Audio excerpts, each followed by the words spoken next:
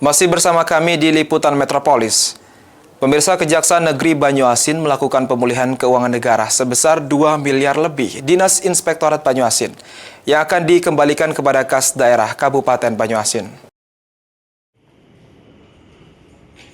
Menindaklanjuti temuan Badan Pemeriksa Keuangan Perwakilan Provinsi Sumatera Selatan, Kejari Banyuasin melakukan penagihan terhadap pelaksana kegiatan pekerjaan berdasarkan LHP BPK pada Dinas Inspektorat Banyuasin yang diwajibkan untuk mengembalikan kelebihan pembayaran berdasarkan uji petik yang dilakukan dalam pemeriksaan.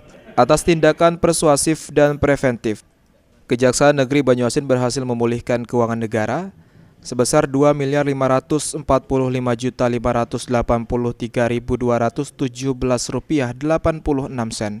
Pengembalian uang tersebut akan dikembalikan kepada kas daerah Kabupaten Banyuasin.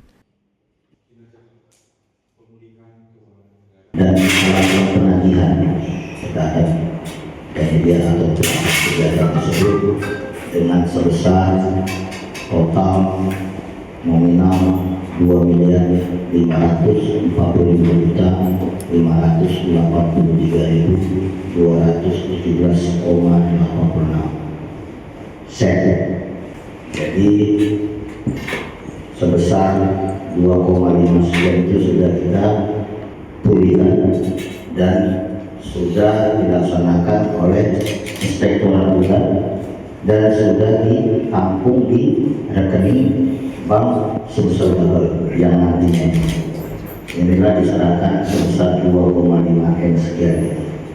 Jadi sisanya itu ada nanti sebesar 1,3 M yang insya Allah nantinya kemungkinan di dalam satu atau ke depan kita bisa pulihkan. Raimun juga mengatakan Kejaksaan Negeri Banyuasin berkomitmen dan siap membantu mengembalikan hak negara agar dapat digunakan kembali oleh pemerintah untuk membangun Kabupaten Banyuasin agar menjadi lebih baik lagi. Ridho Ilahi, PAL TV.